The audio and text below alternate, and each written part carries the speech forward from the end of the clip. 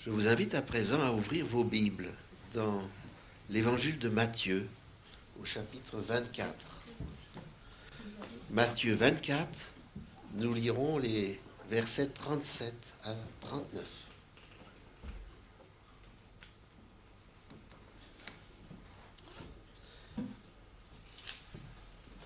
Pour ce qui est du jour et de l'heure, personne ne les connaît, ni les anges des cieux, ni le Fils, mais le Père seul.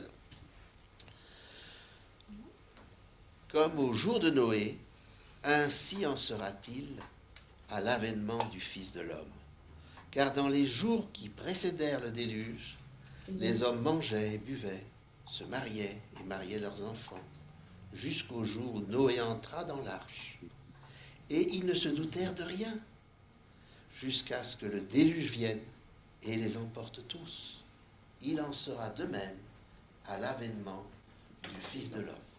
Que le Seigneur bénisse sa parole, son influence dans nos cœurs. Sans plus, je laisse la parole à notre frère Jean Trébout. Oui, c'est vrai. Alors,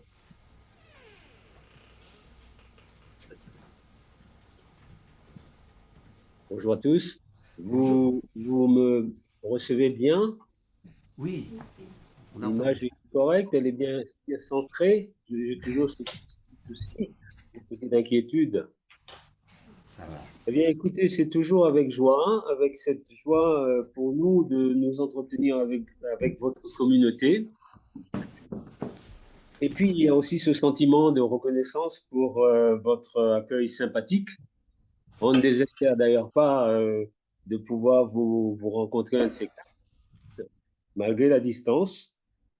Et enfin, j'ajoute toujours ce petit bémol, vous me pardonnerez, hein, dû à ce sentiment que j'ai d'une redoutable responsabilité de présenter à chaque fois le fait de parler, en tout cas, de la part de Dieu à son peuple. Pour moi, ça reste, malgré le temps qui passe, ça reste une responsabilité. Et ça me permet donc de me tenir à ma place, en fait. Voilà. Eh bien, que Dieu nous assiste tous, sans discrimination, hein, aucune, ce matin. Alors, l'intitulé que je vous ai fait parvenir est un petit peu provocateur, c'est à dessein. Et cela vous allez peut-être laisser un petit peu livrer un peu aux conjectures. Qu'est-ce qu'il veut dire par là en disant, en posant la question, ne serions-nous pas en train de discuter du sexe des anges? Voilà, donc je ne sais pas ce que vous en avez pensé, mais voilà, on va éclaircir tout ça maintenant tranquillement par la grâce de Dieu. Alors, je commence par une date, le 29 mai 1453. C'est précis dans l'histoire, cette date.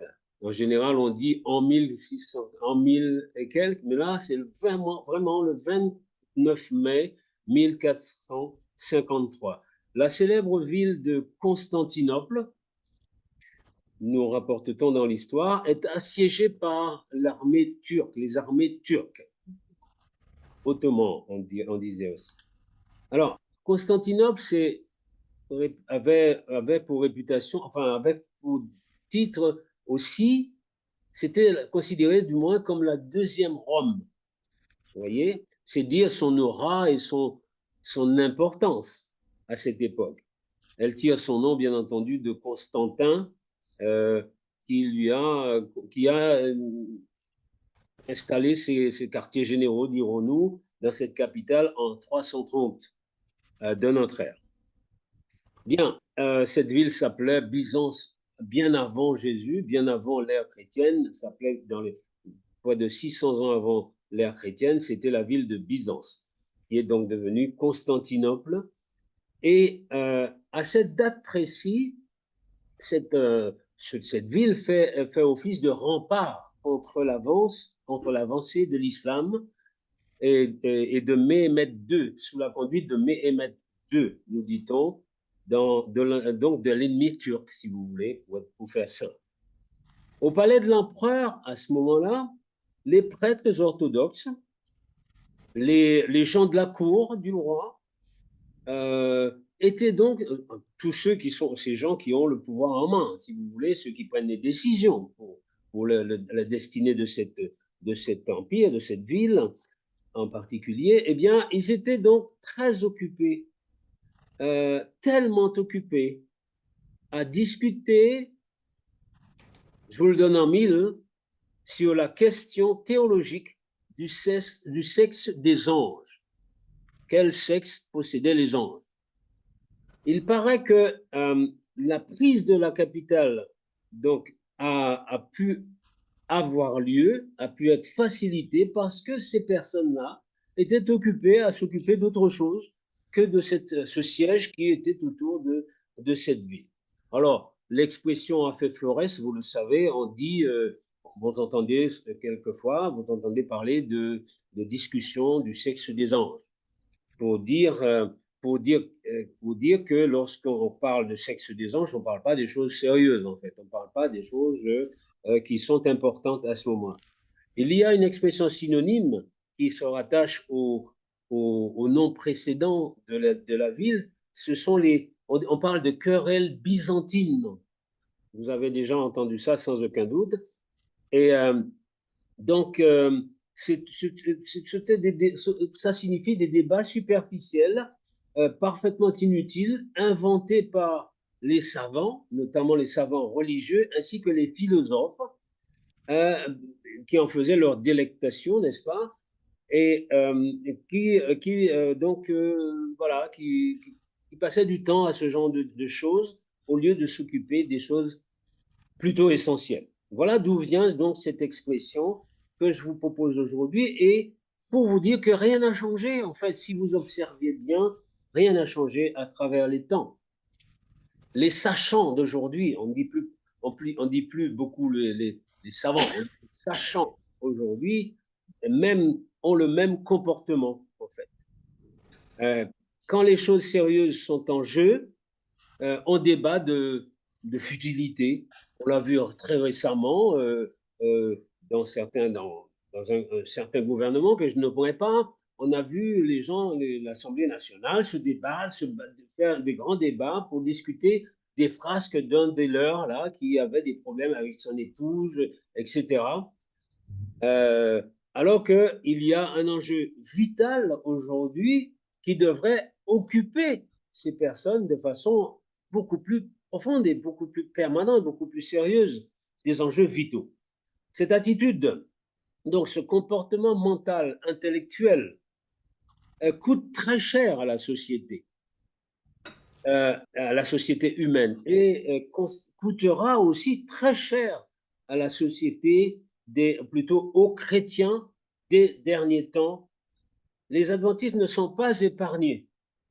À l'heure où la science même dans nos milieux, a supplanté la parole de Dieu, éclairée par l'inspiration d'Ellen White, notre bien connue sœur Ellen White. Je ne m'attarderai pas donc sur la place qu'occupe dans l'Église adventiste, par exemple aujourd'hui, dans nos universités notamment, des diplômes. Pas? Quand je vois ce que l'on réclame comme diplôme pour être pasteur dans nos communautés aujourd'hui, je reste perplexe. Ce que cela coûte également, n'est-ce pas, en temps, en travail, en argent, bien entendu. Et quand je mesure la qualité des messages, je me dis, mais quel gâchis! Et tout ça pour ça. Alors, je ne développerai pas, c'est pas le sujet, c'est pas le lieu. Mais c'est comme si l'urgence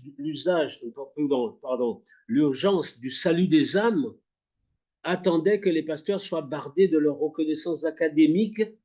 Ça laisse perplexe, véritablement perplexe. Heureusement, par la grâce de Dieu, il y a encore les laïcs, ce que l'on nomme le laïc, et que justement une certaine classe de dirigeants, dont on parle avec un certain dédain, disons, ce sont les inférieurs. Je ne m'attardais donc pas sur sur ce sujet. Pourquoi est-ce que j'aborde notre entretien ce matin, aujourd'hui, par cette thématique, le sexe des anges, dont nous avons évoqué l'histoire? Vous, qui, comme moi, observez les événements de notre quotidien, petits et grands événements d'ailleurs, vous aurez compris quelle est la question déterminante, historique, qui devrait politiquement, n'est-ce pas, occuper les esprits séculiers, contemporains, et surtout nos gouvernants, les gouvernants du monde, à tous les étages, à tous les niveaux de la société humaine, en ce moment précis, à la date où nous nous entretenons là, eh bien, c'est qu'il y a un troisième conflit. Tous les ingrédients sont installés pour qu'un troisième conflit démarre et implique collectivement tous les pays de la planète. Alors, je lisais un petit ouvrage, j'ai glané quelques, pour vous donner une idée de l'ampleur de la situation. Il y a plus de 30 ans maintenant, un petit ouvrage que peut-être vous connaissez, d'un frère adventiste d'ailleurs, un docteur en théologie évidemment, Un monde en mutation, avec un sous-titre, Vers quel avenir? Ce petit livre a plus de 30 ans. Écoutez ce que notre frère écrivait il y a plus de 30 ans. Je vous livre simplement un petit extrait de ce livre, de ce petit ouvrage. Il écrit: une seule des batailles livrées au cours de la Première Guerre mondiale coûta la vie à plus de soldats qu'il n'en était tombé, écoutez bien, sous Napoléon, sous Napoléon pendant toute la campagne de Russie, la célèbre campagne de Russie. Et le total des hommes tués s'élevait à environ 10 millions. 10 millions. Pourtant, cela ne représente que la moitié des combattants décimés durant la Deuxième Guerre mondiale, lors de laquelle les pertes en militaires, alors toutes les pertes cumulées en civils et en prisonniers, s'étaient chiffrées à 57 millions, c'était estimé à 57 millions et demi de victimes, c'est-à-dire la France tout entière, la population française tout entière. À titre de comparaison, dit notre frère, et précisons que les conflits armés du 19e siècle firent au total environ 3,5 millions de morts. Depuis les progrès accomplis par les techniques, alors si notre frère était je ne sais pas s'il est vivant, je ne sais pas s'il est, peut-être, mais je n'en sais rien. Je n'ai pas cherché, je n'avais pas le temps de faire toutes ces recherches. Mais si notre frère est vivant aujourd'hui, je me demande ce qu'il pense, ce qu'il doit penser. Lui qui avait déjà cette acuité, ce sentiment accru de ce qui se passait et qu'il écrivait dans cet ouvrage qu'il avait consacré au livre de Daniel, en tout cas aux prophéties de Daniel. Depuis donc, les conflits accomplis par les techniques de guerre restent sans précédent dans l'histoire de l'humanité. En cas de conflit atomique, écoutez bien, l'existence même de notre civilisation serait mise en jeu. La bombe d'Hiroshima, qui causa la mort de 80 000 personnes, fait depuis longtemps figure de pièce de musée, dit-il. Les superpuissances pourraient, en cas de conflit généralisé, porter un premier coup dont les effets correspondraient à celui de 800 000 des bombes d'Hiroshima. 800 000, vous multipliez par 80 000, vous essayez d'avoir une estimation du nombre de personnes qui pourraient disparaître sur la planète avec une de ces bombes. Un seul sous-marin atomique serait en mesure, à l'aide de ses fusées à ogives explosives multiples, serait en mesure de raser 200 villes ennemies. Bref, la force explosive, la chaleur extrême et le rayonnement radioactif engendré par une guerre nucléaire à l'échelle mondiale sonnerait sans doute possible le glas de notre race. Par bonheur, les hommes politiques eux-mêmes ont pris conscience de cette réalité, effrayante, j'ajouterais. Le genre humain a déclaré il y a quelques années encore Mikhail Gorbatchev, voici plusieurs années donc, est sur le point de franchir les limites au-delà desquelles il n'est plus de retour possible. Et Mikhail Gorbatchev disait dans les années 90, donc, il oscille désormais entre l'être, donc, vivre, et le néant, tout simplement. Donc, c'est ce qu'on appelait à l'époque l'équilibre de la guerre froide. Tout cela est démentiel, vous l'avez compris, et c'est ce qui est à nos portes aujourd'hui, puissance, voilà, puissance 1000. Donc, un troisième conflit impliquant collectivement tous les pays est en préparation, ni plus ni moins, pendant que on en parle guerre.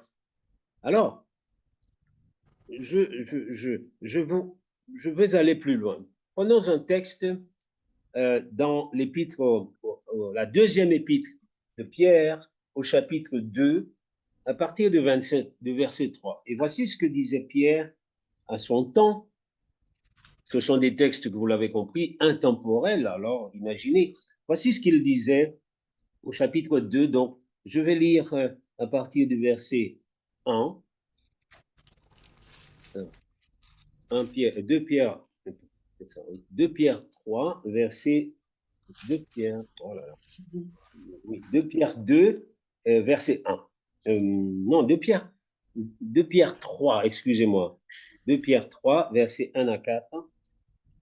Voici déjà, bien-aimés, la seconde lettre que je vous écris.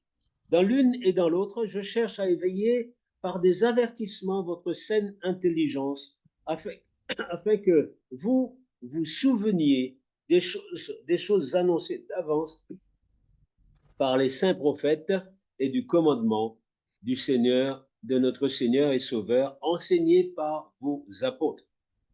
Sachez avant tout que dans les derniers jours, il viendra des moqueurs avec leur raillerie, marchant selon leur propre convoitise. Ils disent, où est la promesse de son avènement? Car depuis que les pères sont morts, tout demeure comme dès le commencement de la création. Ces gens veulent ignorer en effet que des cieux existèrent autrefois par la parole de Dieu, ainsi qu'une terre tirée de l'eau et formée au moyen de l'eau, et que par ces choses, le monde d'alors périt submergé par l'eau. Mais par la même parole, les cieux et la terre d'à présent sont gardés et réservés pour le feu, pour le jugement et la ruine des hommes impies. Je saute au verset 10. Le jour du Seigneur viendra comme un voleur.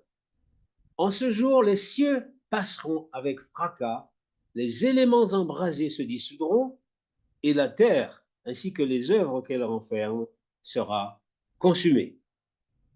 Et voici l'exhortation attachée à cette déclaration de Saint Pierre.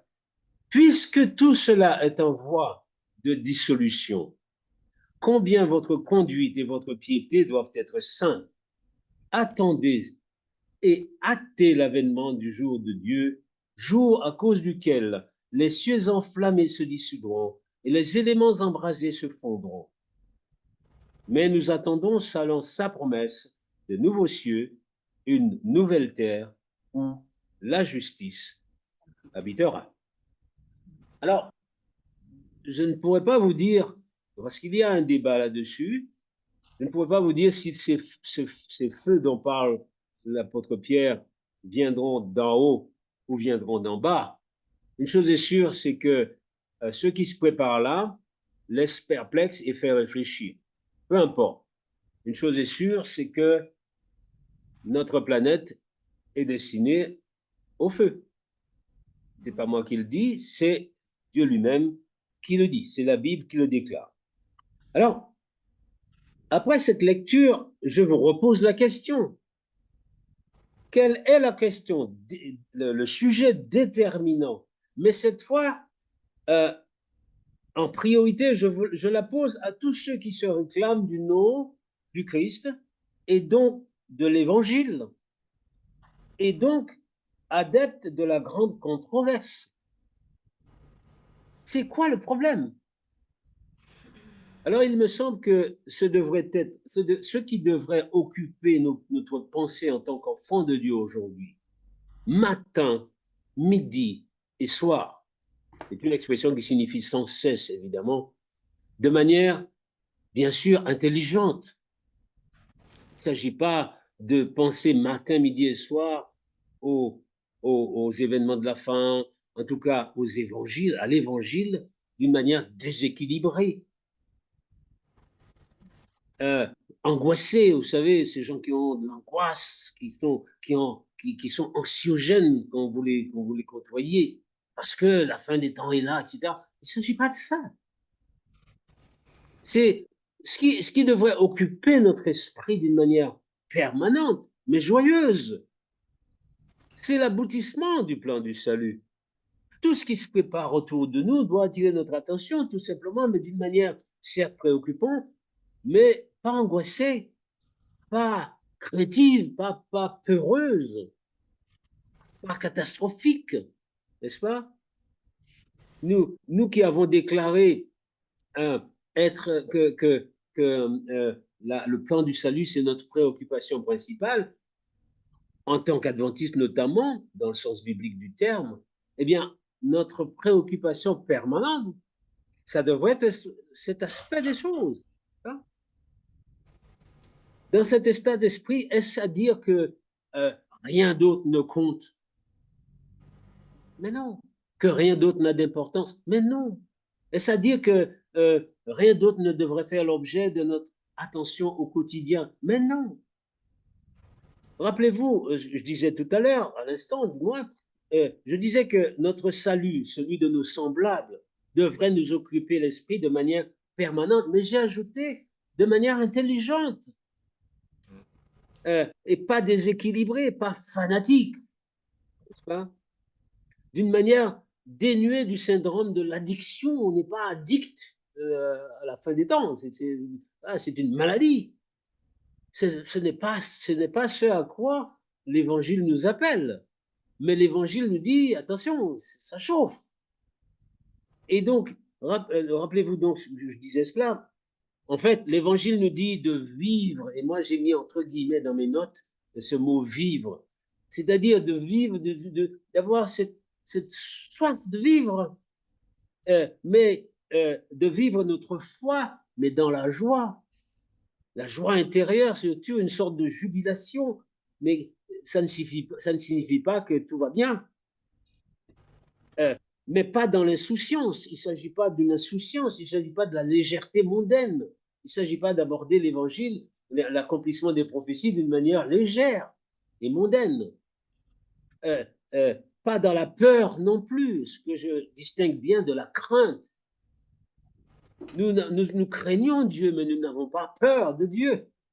Ce serait aberrant, c'est qu'on n'aurait rien compris de l'amour du Seigneur et que nous n'aurions pas compris que Dieu est notre Père céleste. Mais nous devons craindre le Seigneur, n'est-ce pas? La vie terrestre, c'est dur. Ce n'est pas à vous que je l'apprendrai, n'est-ce pas? Mais elle est à bien des égards tellement belle, grâce notamment aux bénédictions quotidiennes que nous recevons et que nous devrions apprendre à reconnaître en permanence, n'est-ce pas? Est-ce que Dieu nous interdit, par exemple, de vivre à fond, de voyager, de nous épanouir, de cultiver notre jardin? Est-ce que Dieu nous interdit de nous détendre périodiquement, pour ceux qui ont des enfants, avec nos enfants au bord de la mer, que sais-je, à la plage, en montagne ou à la campagne? Est-ce que Dieu nous empêche, est-ce que Dieu nous interdit de fêter un mariage, un anniversaire, que sais-je? Mais non, mais non. Vous pouvez ajouter vous-même de multiples exemples de cette joie de vivre auxquels nous sommes encouragés à nous livrer, n'est-ce pas? Rien de tout cela n'est incompatible avec cette solennelle préoccupation du retour du Seigneur, qui appelle donc à une vigilance permanente où que nous soyons et quoi que nous fassions. La Bible ne dit-elle pas, faites tout pour la gloire de Dieu, que vous mangiez, que vous buviez, etc. Faites tout pour la gloire de Dieu. Il suffit d'avoir bien compris, c'est ce que j'appelle l'intelligence chrétienne, il suffit d'avoir bien compris, et nous vivons notre vie, nous vivons cette attente du retour du Christ, nous vivons les événements au quotidien, nous vivons la vie terrestre, la vie des hommes, nous la vivons, mais avec, comment dirais-je, dans un prisme qui est le prisme de cette tension vers l'éternité. Et cela est parfaitement possible, il suffit de le comprendre. Vous avez ces gens qui tellement préoccupés par la fin des temps, vous rendent la vie impossible, vous rendent la vie impossible autour d'eux, rendent la vie invivable. Non, ce n'est pas ce à quoi Dieu nous appelle. On peut être très sérieux dans la, comment dirais-je, dans la recherche des solutions évangéliques aujourd'hui, dans l'étude de la parole de Dieu, tout en sachant plaisanter sainement, tout en sachant prendre du bon temps, n'est-ce pas? C'est important pour l'équilibre, justement. C'est important pour faire face aux épreuves, aux difficultés. Quelqu'un qui n'est pas équilibré dans ce sens, qui est tellement religieux, tellement spirituel, qui ne voit même pas qu'il y a des enfants autour de lui qui sourient, qui ont envie de vivre, qui ont envie de câlin ou quelque chose, eh bien, il est toxique. Il est quelqu'un de spirituellement toxique. Donc, méfions-nous de cela. Ce n'est pas à ce comportement-là que la parole de Dieu nous invite, n'est-ce pas? Faites tout pour la gloire de Dieu, mais avec cet objectif permanent, présent, eschatologique, comme on dit en théologie. C'est là que réside l'intelligence chrétienne. Livre ton cœur à la joie, vous connaissez cela, c'est l'Ecclésiaste qui nous le rappelle. Livre ton cœur à la joie, c'est pas interdit, mais attention, sache quand même où sont les limites, sache que tu seras appelé en jugement. Veille sur tes actes, veille sur tes pensées, veille sur tes paroles. Autrement, il y a de la place pour la joie de vivre au sein d'une vie vigilante sur le plan spirituel. Une vie où toutes les avenues de notre âme, rappelez-vous cette expression d'Ellen White, toutes les avenues de notre âme sont gardées, sont protégées contre les atteintes subtiles, surtout du malin. Aucune préoccupation ordinaire et saine ne doit devenir une discussion sur le sexe des anges. Vous voyez l'application que je fais maintenant de cette expression. C'est-à-dire que ce n'est pas parce que je suis autorisé par le Seigneur à, je ne sais pas moi, à acheter une maison, une voiture, que cela devrait prendre une telle place qu'il n'y a plus qu'on oublie totalement qu'on est de passage sur cette planète. C'est ça que ça veut dire. Et on ne va pas se préoccuper de cette maison au point où le feu brûle derrière nous et puis on ne le voit pas. C'est ça à discuter du sexe des anges. C'est ça se préoccuper du sexe des anges, n'est-ce pas? Prenons garde à ne pas tomber dans le panneau, n'est-ce pas? Donc il y a de la place donc, pour une vie vigilante. Aucune préoccupation ordinaire, aucune préoccupation saine de la vie terrestre ne doit devenir donc une discussion sur le sexe des anges. Vous comprenez maintenant ce que cette expression veut dire dans ma bouche. Un mot de ce que l'on peut observer chez ceux qui sont chargés d'enseigner, n'est-ce pas, le peuple de Dieu. Je veux dire, tous ceux qui sont inspirés de prendre la parole et pour édifier ce peuple, pour l'accompagner dans sa course chrétienne. Nous ne devrions pas négliger aucun sujet susceptible de faire progresser les croyants. N'est-ce pas? et d'attirer aussi les incroyants, les indécis. Dans le domaine doctrinal, c'est vrai. Ne négligeons aucune doctrine et parlons-en, discutons-en, étudions dans le domaine doctrinal, mais aussi dans le domaine de l'exhortation spirituelle. N'oublions pas de nous rappeler les uns les autres mutuellement qu'il faut que nous fassions attention à ce qui se passe autour de nous, qu'il faut que nous fassions attention à notre conception des choses et surtout, il faut que nous fassions attention aux choses matérielles, qu'elles ne deviennent pas pour nous une préoccupation telle que nous en oublions que nous sommes de passage de cette planète. Que vous avez des gens tellement préoccupés par les choses matérielles qu'ils en oublient que c'est Dieu qui leur donne ces choses matérielles. Et ils oublient Dieu. Ou alors ils pensent à Dieu, mais périodiquement. Vous avez des gens, dans nos milieux notamment, je le dis sans attention, sans jugement ni rien, je constate simplement, nous avons des gens qui pensent à Dieu le samedi. Le reste du temps, bon, voilà, oui, Dieu. Ou alors quand il y a un problème.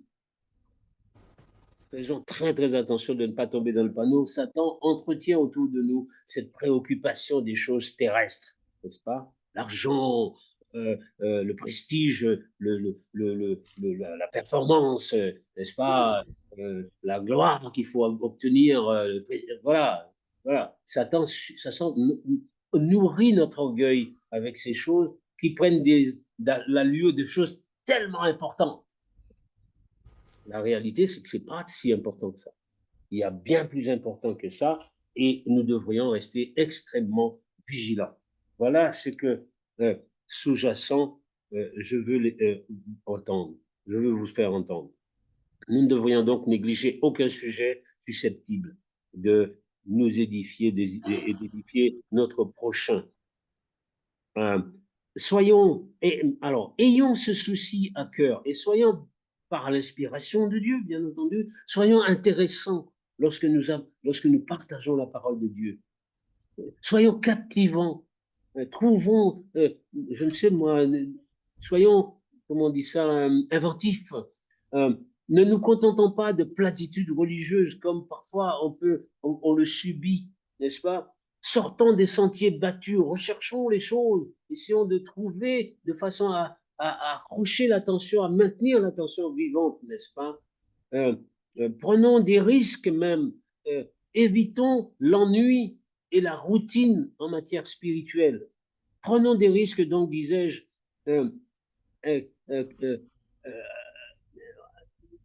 vous savez que l'ennemi utilise la routine, utilise les habitudes, l'habitude, n'est-ce pas? Il l'utilise de façon pernicieuse, de façon subtile, n'est-ce pas? Ce sont des armes redoutables entre les mains du malin. Il sait les utiliser quand nous le laissons influencer notre esprit, n'est-ce pas? Nos pensées, nos propos, notre mentalité. Soyons donc des chercheurs de la foi. J'aime bien cette expression, chercheurs de la foi, n'est-ce pas? Observons ce qui se passe avec objectivité, bien sûr, et avec acuité pour y déceler les signaux que notre Seigneur y place afin de nous alerter. Réfléchissons et travaillons sérieusement. Le monde chrétien a faim. Si vous êtes des chrétiens attentifs, vous constatez que le monde chrétien est affamé aujourd'hui. Et trop souvent, sur les chairs, notamment, on lui offre de l'eau à boire. Le monde a faim, n'est-ce pas? C'est qu'il a faim, ce monde. Pour ceux qui observent les choses aussi dans le milieu religieux, dans le milieu évangélique chrétien, eh bien, parlons-en, les évangéliques, les mouvements évangéliques ont le vent en poupe. Les mouvements pentecôtistes ont le vent en poupe. Les mouvements catholiques, le catholicisme a le vent en poupe, mes amis. L'islam a les vents en poupe. Donnant raison ainsi à André Malraux qui disait en son temps, ce monde, le monde qui vient, sera ou ne sera pas religieux, n'est-ce pas? Et ce monde semble devenir religieux maintenant. Attention, quelle religion? Donc, soyons, c'est pour cela que nous, en tant que chercheurs de la foi, préoccupés par l'eschatologie, préoccupés par le retour du Seigneur, nous devons être intéressants et bibliques surtout, et à nous amener les gens à pénétrer le texte, à pénétrer la parole de Dieu, le monde tel que Dieu nous le décrit et, et nous le propose. Si vous m'avez suivi, chers amis, alors que grâce, ne discutons plus du sexe des anges. Vous comprenez ce que je veux dire en employant cette expression maintenant. Attachons-nous aux choses importantes lorsque nous parlons de Dieu, lorsque nous parlons des choses de la foi. Parlons sous toutes les formes possibles du fait que les prophéties, les dernières, s'achèvent leur accomplissement. C'est pas à vous, si vous êtes des observateurs de l'actualité, c'est pas à vous que je l'apprends, n'est-ce pas? Les plus savants d'entre nous, les plus puissants intellectuellement, et Dieu merci qu'il y en a parmi nous, eh bien, je les invite, je les encourage à recueillir toutes les informations, n'est-ce pas, concrètes de l'actualité du monde et de l'histoire contemporaine pour nous les décrypter avec justesse et avec cette intelligence chrétienne dont nous avons parlé tout à l'heure. Instruisez-nous, apportez-nous des choses qui nous maintiennent vivants spirituellement, qui nous maintiennent préoccupés, mais sans angoisse. Encore une fois, j'insiste beaucoup là-dessus parce que je vois trop d'angoisse autour de nous, dans nos milieux, de gens. Et quand il n'y a pas d'angoisse, il y a une espèce de désinvolture qui est inquiétante aussi. Vous voyez, c'est les deux extrêmes. Non, soyons simples, soyons humbles, soyons, comment dirais-je, soyons tranquilles, sereins, quoi qu'il arrive, et que Dieu nous aide, n'est-ce pas? Eh bien, que les gens, que nous savons, nous sachons, que tous ceux qui ont ce cerveau bien développé par la grâce de Dieu, eh bien, qu'ils s'abstiennent de s'écouter parler, n'est-ce pas? Et de brandir leur diplôme surtout, hein, leur supériorité supposée en matière de théologie, d'histoire ou de philosophie. Les meilleurs prédicateurs, sachez-le, comme les meilleurs témoins de l'Évangile, sont des gens justement très diplômés, mais humbles et simples, et dont les prédications ne sont pas compliquées, mais qui sont percutants, qui cherchent l'essentiel. Leur savoir, ils mettent ça derrière, c'est pas important. Et leur savoir permet, paradoxalement, quelqu'un qui est très instruit est très capable de dire des choses très simples et percutantes. Et c'est ça que j'admire, moi, chez mes frères et sœurs qui ont cette dimension. Il y en a, par la grâce de Dieu, heureusement, il y en a. Voilà ce qu'il nous faut aujourd'hui, ces derniers temps, que nous soyons occupés jour et nuit à nous demander qu'est-ce qui se passe et comment ça se passe. Alors, il ne s'agit pas, comme là aussi, il faut dénoncer cela, comme des gens qui voient la fin des temps partout, qui voient, allez, Donald Trump, c'est le dernier. Ah oui, on a dit aussi que Jean-Paul II, c'était le dernier pape, n'est-ce pas? Alors, ne partons pas dans ces dérives. Regardons les choses avec froideur, avec simplicité, et faisons comment dirais-je, pas la comparaison, je cherche mon mot, mettons ça en perspective avec les Écritures, et puis ne précipitons pas à interpréter. Il y en a qui sont de plus en plus audacieux, bon, je les respecte, parce qu'ils voient la fin pour telle date, presque une date, vous voyez, tout ça. Vous n'en savez rien, finalement. Vous pouvez avoir des suppositions, mais de grâce, c'est pas c'est pas ça c'est pas cela qui est important pour nous. Dites-moi, que le Seigneur revienne en 2027, à telle date ou pas, qu'est-ce qui me dit que tout à l'heure je serai vivant? Il y en a qui m'ont dit, oui, mais tu sais, les lois du dimanche ne sont pas encore, sont pas encore promulguées, etc. Les lois du dimanche sont déjà en place, mes amis. Ça, c'est déjà une première chose. Deuxièmement, si vous attendez les lois du dimanche, Ça, ma femme est témoin. On a entendu que quand les lois du dimanche, n'est-ce pas, seront promulguées, alors nous partirons à la campagne. Eh bien, je vous souhaite bonne chance. Si vous attendez les lois du dimanche pour partir, vous éloignez des centres toxiques de notre monde, eh bien, je vous souhaite bonne chance. Vous voyez, comme si partir à la campagne, c'était partir aller voir ses parents quelque part. Vous savez, venir à la campagne, c'est une chose, nous en savons quelque chose. Hein, c'est notre 10e année à la campagne. Eh bien, il a fallu du temps hein, pour qu'on se sente enfin bien dans notre peau à la campagne. Et c'est un apprentissage. Mais ce n'est pas ce que je voulais souligner. Je voulais souligner surtout que pour qui vous prenez-vous pour imaginer que vous allez gérer, que vous êtes responsable du temps qui passe? Vous savez ce que vous serez tout à l'heure? Vous savez ce que vous serez demain? Personne n'en sait rien. Personne n'en sait rien, mes amis. Alors, vivons au jour le jour, vivons l'instant présent. Et c'est pour ça que la parole de Dieu j'admire cette parole qui me dit, mon ami, la vie a de bons côtés, profites-en, mais n'oublie pas ton Seigneur. Vis ta vie à fond. Tu ne sais pas ce que demain te réserve, mais n'oublie pas de faire attention à ton âme. N'oublie pas de t'imprégner jour et nuit. N'oublie pas d'être en relation permanente avec ton Père Céleste, parce que tu ne sais pas ce qui t'attend dans la minute qui suit, n'est-ce pas? Voilà quelques éléments de réflexion que je tenais à vous apporter.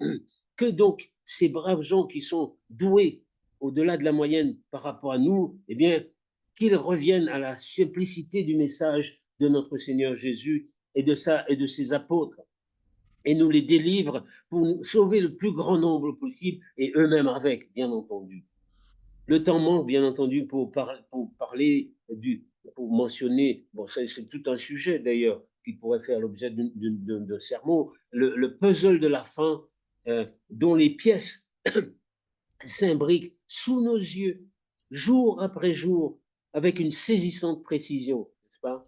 Tout ce qui se passe n'est pas anodin. Il n'y a rien, aucun événement, notamment politique, politico-religieux, qui soit anodin aujourd'hui. Soyons extrêmement vigilants et faisons attention. Notamment ce qui se passe aux États-Unis d'Amérique. Ça, c'est à vous de chercher parce que tout est à la portée de tout le monde aujourd'hui. On peut réfléchir. Restons vigilants, mes amis. Restons éveillés.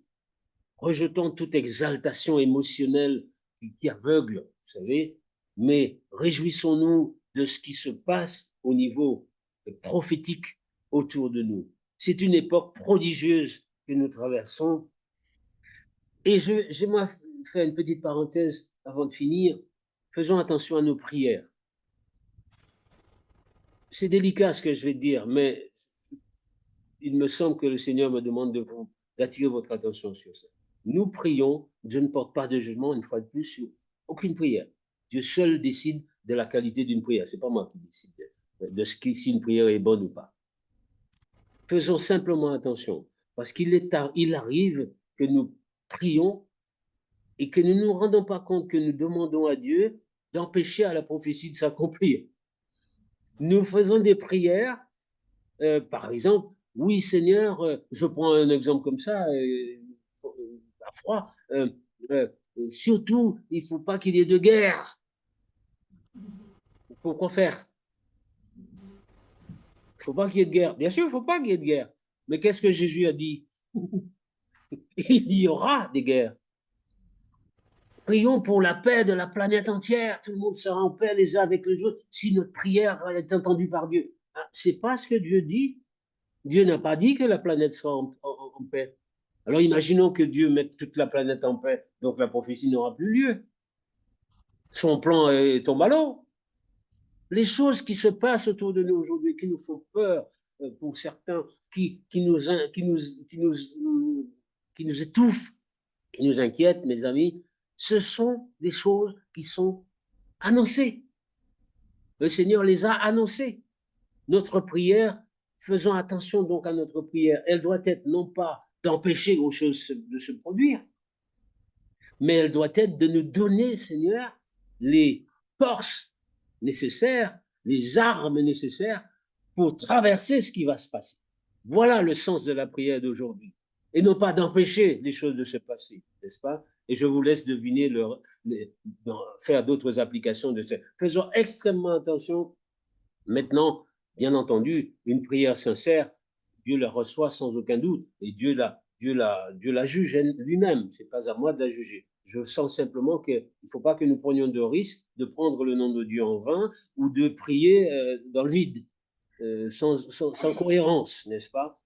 C'est très, très important. Surtout ces derniers temps, la prière est particulièrement importante.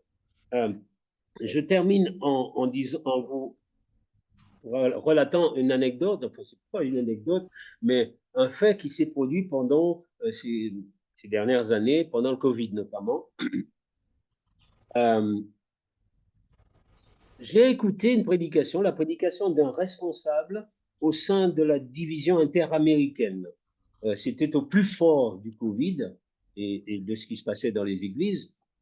C'était le rare d'entre les pasteurs responsables de structures hiérarchiques que j'ai entendu pendant cette période en chair déclarer ceci. Je résume sa pensée.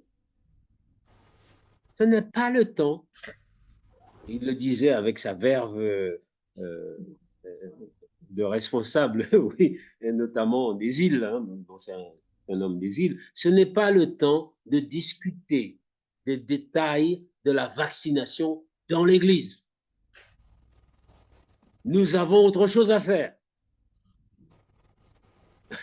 Je vous assure que lorsque j'ai entendu cet homme parler, mener sa prédication, était tourné dans ce sens, j'étais sidéré moi-même parce que j'étais tristement habitué, n'est-ce pas, à entendre dans toutes les églises se focaliser sur les problèmes de la vaccination, des masques et autres barrières, de gestes barrières. Et c'est comme si c'était la préoccupation, c'était la plus principale préoccupation de l'Église. Hein.